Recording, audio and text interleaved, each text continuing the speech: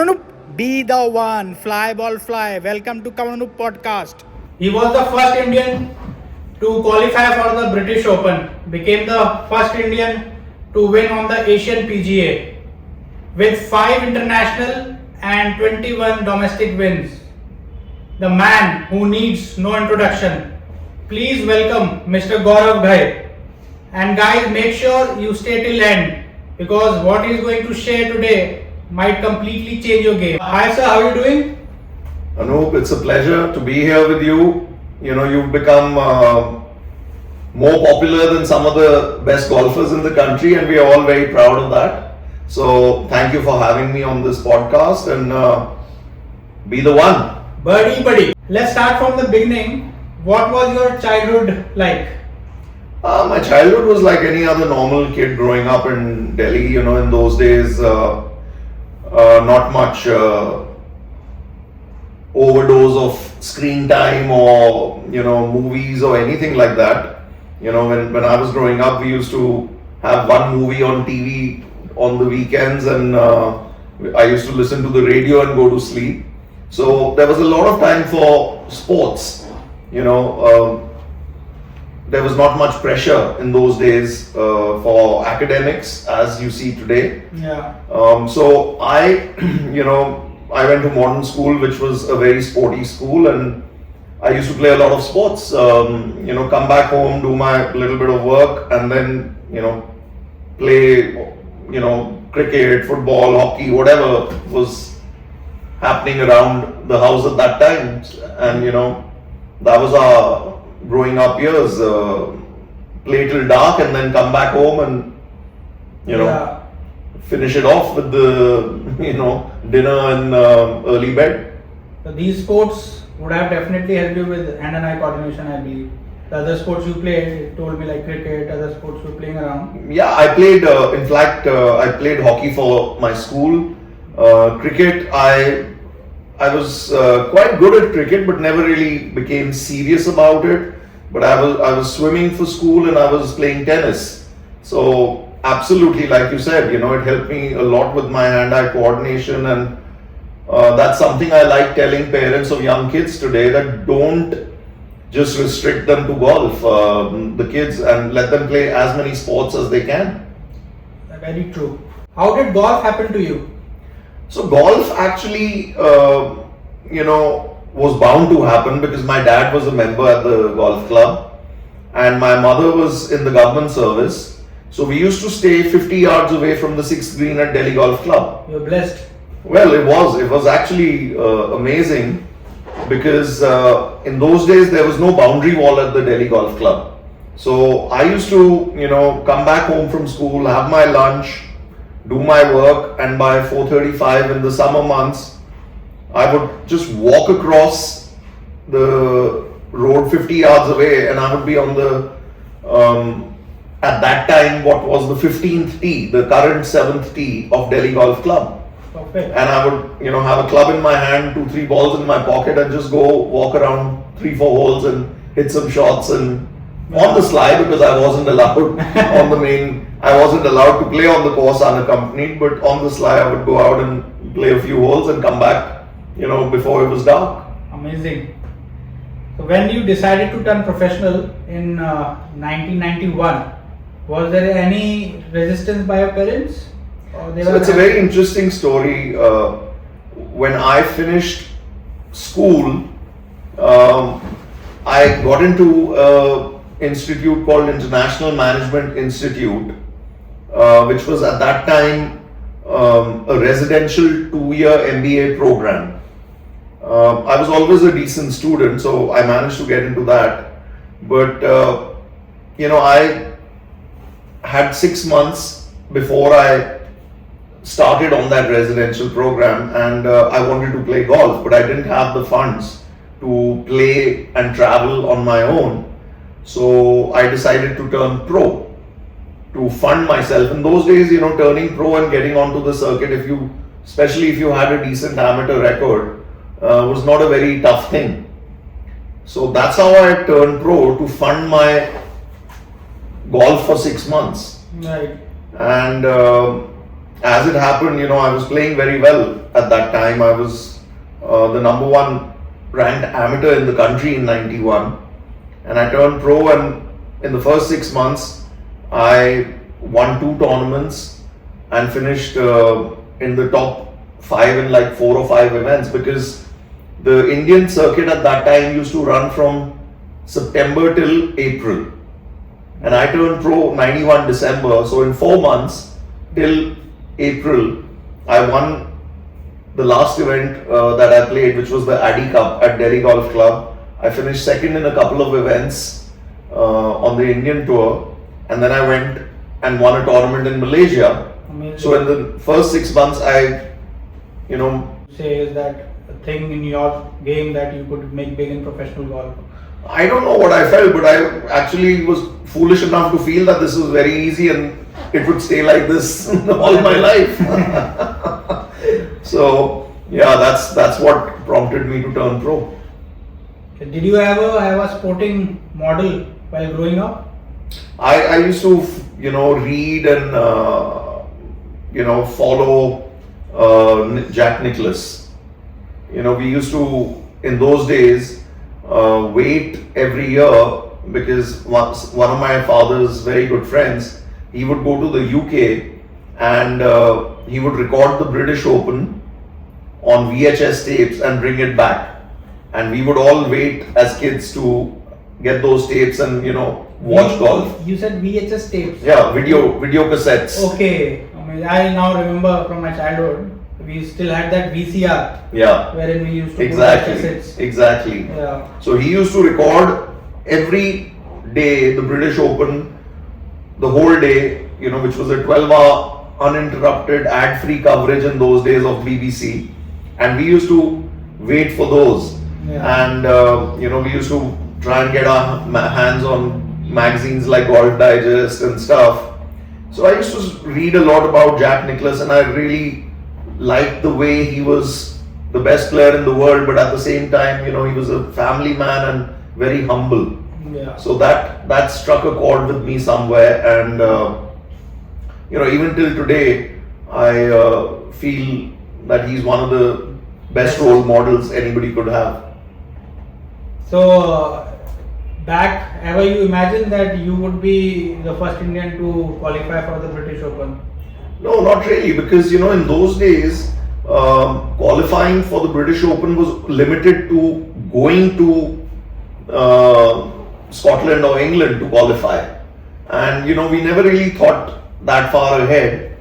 It became easier for us, and it became a possibility when the Asian Tour, in collaboration with Johnny Walker, actually started sending a group of players, which was all sponsored by the Asian Tour, to go and try and qualify for these events. Right. So that was the first year Asian Tour had this thing with Johnny Walker, where about 30 of us went and tried to qualify, and 3 of us qualified in the end. Big achievement, sir. How do you feel being part of IGPL as a legendary, iconic player? Well, I mean, it's always great to be part of something which could turn out to be a game changer for the sport, and I think IGPL is just that. It's something that is going to change, has already changed in the first year.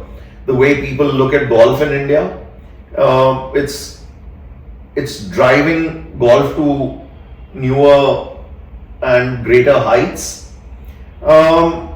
It's making golf more fun for people to watch, especially with the lady pros and some of the icons like Jeev winning last year in Singapore, in Sri Lanka. It's creating a new buzz. Yeah. And this year, with the new league coming into play, I think the traction that we are going to get is going to be something fantastic. And it's giving an opportunity to a lot of these youngsters to start their career with a lot of financial freedom, so they can use that invest as an investment to go to bigger and better tours. So it's always great to be part of something like that.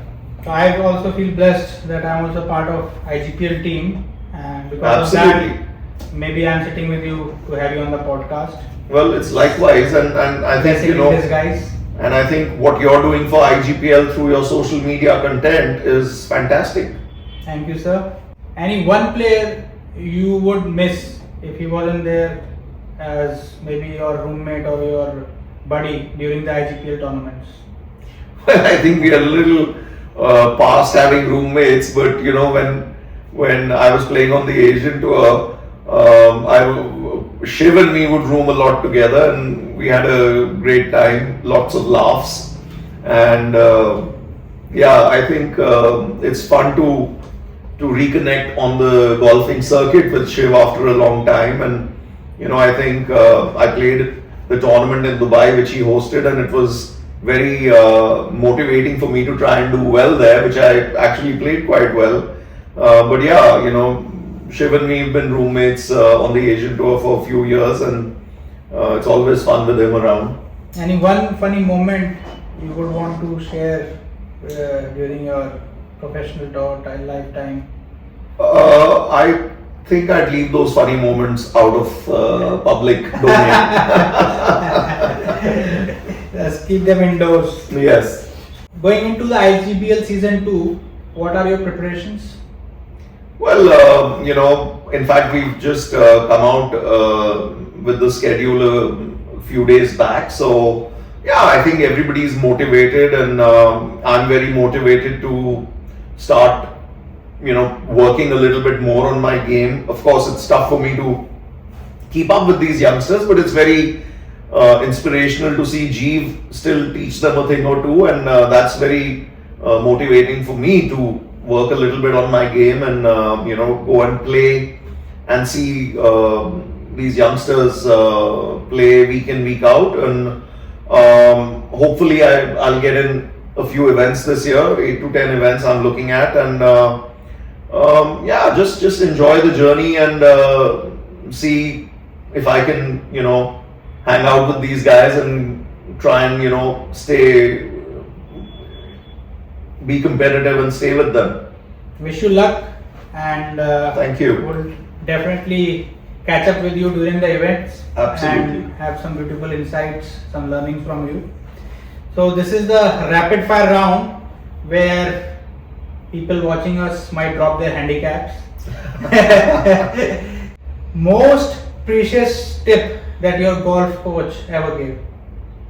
Well, I think one of the earliest tips I got was from a chap called a coach, very good coach, who's coached a lot of very good players, including Jyoti and Daniel, Kel Llewellyn.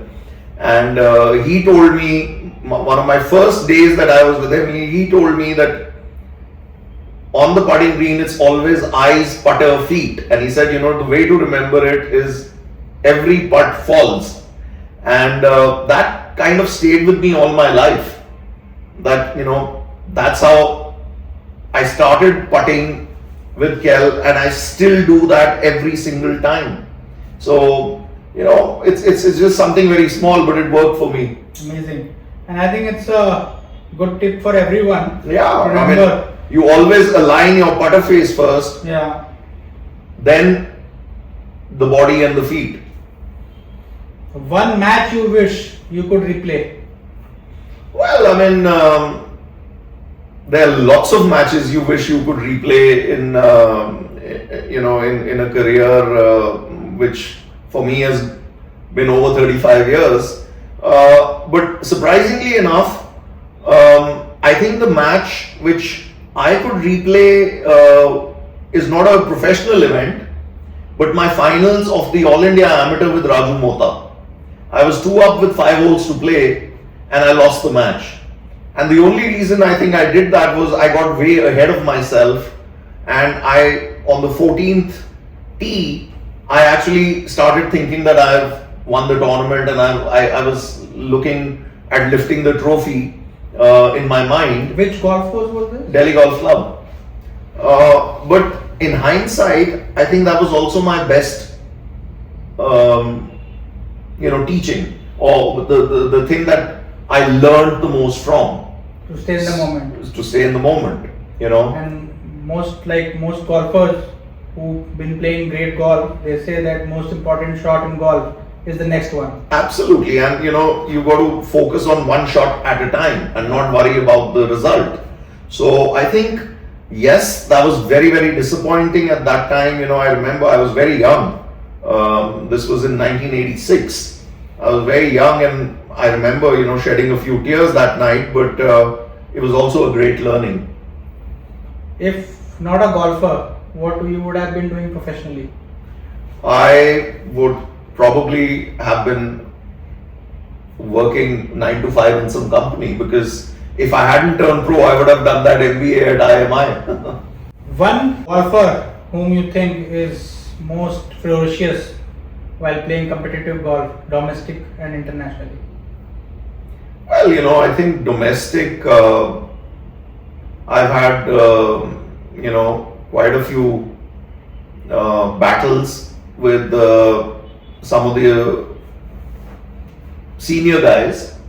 I would still say I would rate Mukesh Kumar as one of the most consistent and good fighters, so to say. Very impressive with what he's done in his career. I mean, he's obviously a legend. Internationally, I think one of the best players out there who I played against over the years was Dhawan Virachan.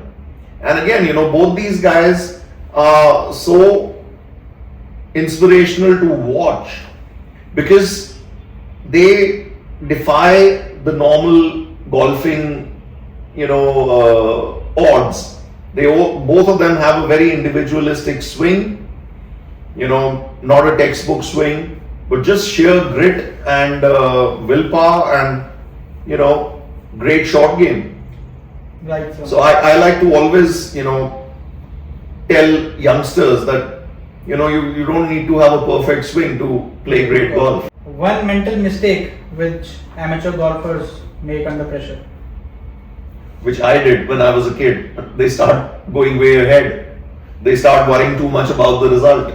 So what is the thing which get you back to the game or get you in the moment? What you used to think? So I would actually try to take my mind off golf between shots. Think of a lot of different things. Could be music, could be movies, could be something else. And once you're back on the ball, focus on that. And I always felt that having one swing thought or a little trigger, mental trigger, was always a good thing. So my next question was on this only, like any mental thought which you eliminated from your golf swing, which helped you to play consistent golf. So I think one of the best things that I got, I worked with one of the best coaches in the world, Claude Harmon. I worked with him for 9 years. And I think one of the best things that I got through Claude was keep all your technical thoughts for the range. And when you're on the golf course, all your thoughts, try to keep them dynamic. So that was a great way to, look at things. When playing badly, what was the first thing you used to simplify during a round of golf? I would just try to go with the shot I'm most confident of repeating. And sometimes it could mean, teeing off maybe with a hybrid or hitting to the fat of the green. Because, I think the biggest thing in golf as a professional that you have to learn is to score when you're not playing your best. And that's what the really, really good players do. They know how to convert a 75 or a 76 into a 71 or a 72. Yeah. And sometimes I think you need to get away from the fact that you're not really producing or you're not really playing your best and focus on, okay, let's see what I can do with the next shot.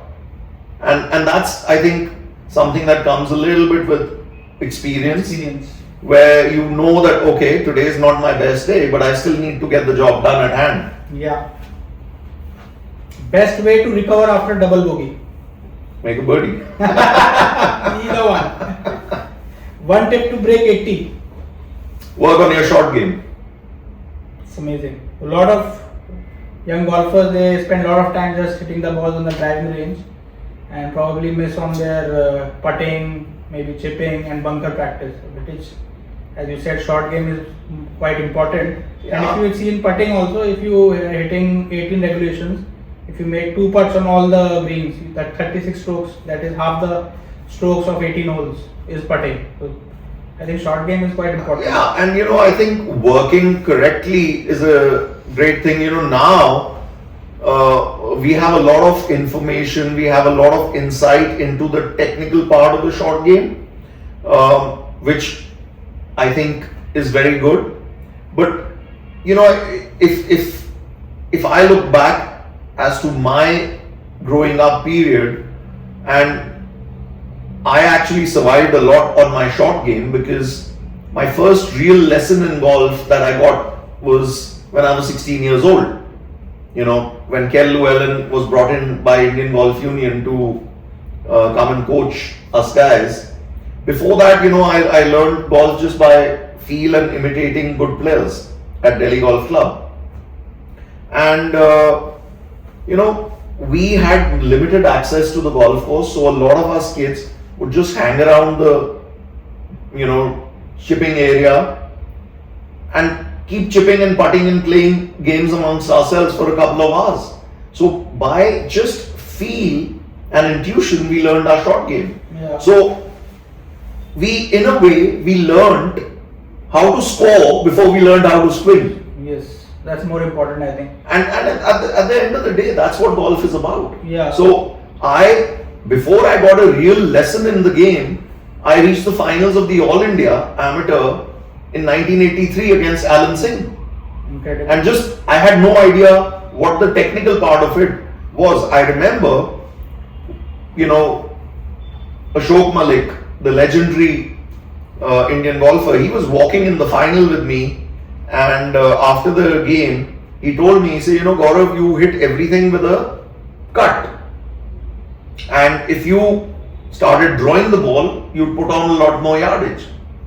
Because in those days, I was 14 years old. I couldn't reach some of the par 4s in 2 at Delhi Golf Club. And all I knew was that I had to hit the ball in the fairway, had to get it somewhere near the green, and had to make a chip and putt. And I reached the finals doing that. So, I learned scoring before I learned the correct way to swing the club. And I think somewhere that has to, definitely help you down the line. Yes, because not every day you will be striking the ball Exactly. at your best. So Exactly. if you miss the green and you make up and down, you still stay in contention. Yeah. You never know when that regulation shot will be turned into a birdie with one single putt. Exactly. So if you could give one tip to our audiences for your life, what would it be? Well, I think be sincere, follow your heart, and work really hard to make whatever your dream is come true. You became the first Indian to qualify for the British Open. How did you have that feeling personally? Like I said earlier, in those days, you had to go to the open site and qualify out there. So, the year that I qualified for the Open, it was at Royal Troon on the west coast of Scotland. And, the toughest thing for us out there was to try and sleep, because there was bright sunshine till almost 11 o'clock at night.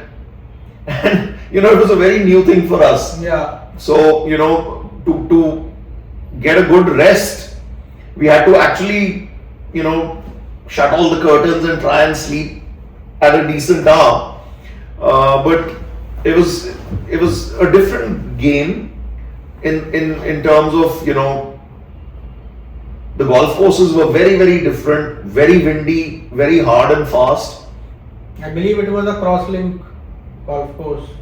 Yeah, it was so the course that I qualified on was a golf course called Irvine, which was which was a very tight and narrow links course, lot of wind.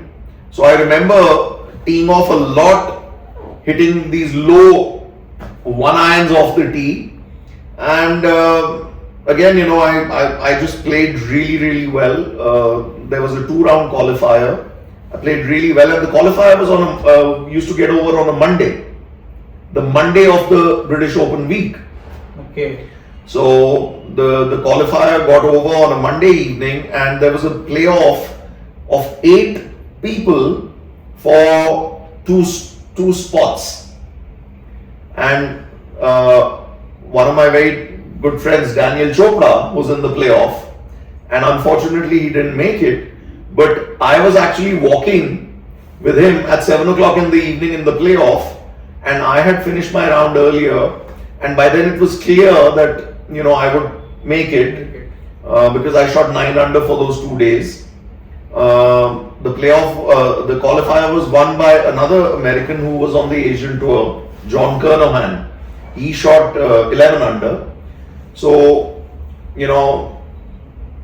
I was obviously very happy, but it didn't hit me that how big it was till I reached Troon the next day to play my practice round. That's when the reality hit me.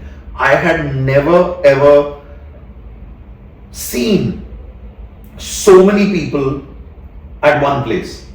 Forget about a golf course, forget about a golf event.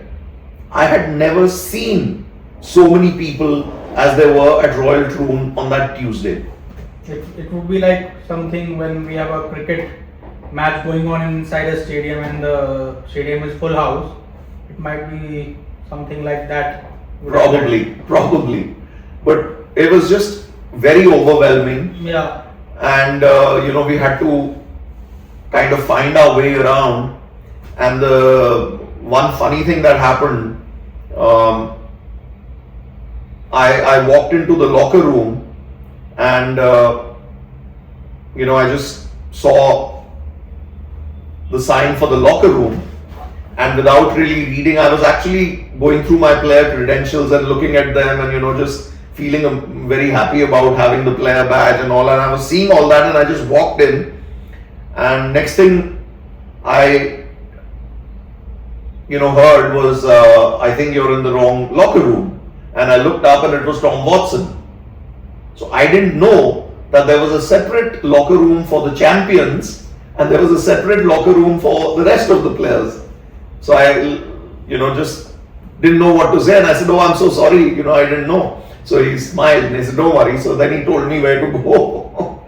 How do you feel like when you saw him just standing next to you and Tom Watson saying this to you, like what it was personally talking to him? So it was. Did you get that goosebumps? Or? Of course, I didn't really know what to say, but then I recovered quickly, and I said, I'm so sorry, but I didn't know. And I said, I'm a big fan, and I've been watching you, and I'm from India. He said, "Oh, wonderful, this, that." He says, and he said, "Is it the first time you're playing the British Open?" I said, "Yes, it is."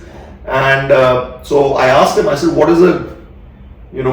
Him being a 5-time British Open champion, I said, what is the advice you'd give a young pro, who's just starting out?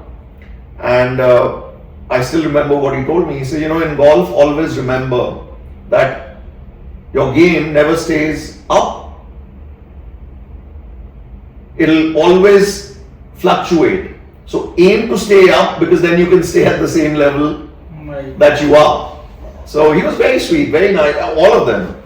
I met Nicholas there, which was amazing. I have a book of Jack Nicklaus, which is actually a very rare book that he wrote in 1962. It's called Golf My Way. He wrote it after the first US Open that he won. And one of my real regrets is that I've met him 3 times and I've never had that book with me. I would love to get it signed by him. But yeah, it was fantastic. It was, I was like a little kid in a candy store that first day at the British Open. Yeah, so my next question would be, what separates an average golfer from those great ones? Well, I mean, I don't think I have the knowledge or the bandwidth to say what really makes those great players, but I think, like I said, somewhere it's the fire inside you. It's how badly you want to When win and do something different. I mean, I can relate more to the greats from Indian golf. People like Jeev or Arjun Atwal or Jyoti. I know I've played a lot with Jeev, and I know how much he used to reinforce mentally into what he wanted to do in golf from a very young age. Somebody like Arjun Atwal, the belief he had from a very young age in his ability. So I think the greats, the differences, your thought process? I would say the differences in their confidence in themselves, and that confidence is separate from the confidence in their game. It's a confidence they have in themselves. They believe. The belief in themselves as a person that I will get there Yeah. and I will do this. And the golf game is a different thing. So I think that's a very basic and a very big difference in the guys who reach greater heights and the guys who don't. There are a lot of players in India also who are very, very good players, but they haven't reached the heights that a Jeev or a Jyoti or a Arjun or a Anirban or a Gaganjeet has. Yeah. And I think the difference there is they try to get that confidence in how they are playing. Whereas these guys have that confidence irrespective of how they are playing. They are always on the high. Yes. And That belief in never themselves stops. is something which never gets dented. It's a great insight for everyone. What precious thing you have told, and I think from this I also have a learning that I'll start manifesting that I'm the best. Come on, be the one. And you have all those world records to back it up. Yeah. So definitely a lot of learnings to take away. One message which you would like to share with all the young budding golfers who would want to turn professional, what would it be? I would say the one thing, of course, it's a given now with the youngsters that to do well in this game, there's a certain boxes you have to tick, right? Hard work, fitness, belief, all that is there. But I think the one thing that I really would like to stress is, enjoy the game. At the end of the day, it's a game. If you love doing what you are doing, and that is playing golf and turning pro or making a living out of it, if you can be as excited, or somebody like me, I'm as excited about playing golf today, whether it's a tournament or whether it's just with my friends. If you can have that passion and love for the game, you'll enjoy your journey. Don't stress about the results. Keep working hard, but love the game, and then you'll have a nice, fruitful, long career.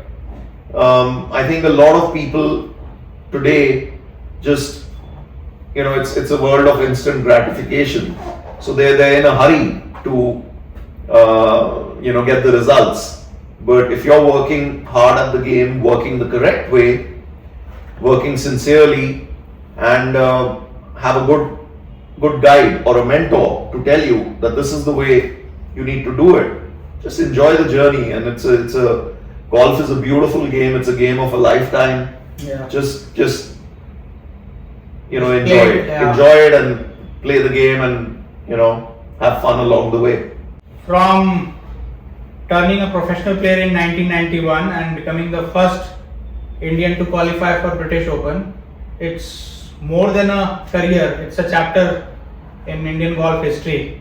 It was great pleasure talking to Gaurav sir, and thank you for paving the way for all the budding golfers who look up to you as a idol. And if this chapter inspired you all, then please share it with all the young golfers who should definitely see this story. Be the one. Thank you, Anup. Thanks for having me. It's a pleasure being on your show. Thank you.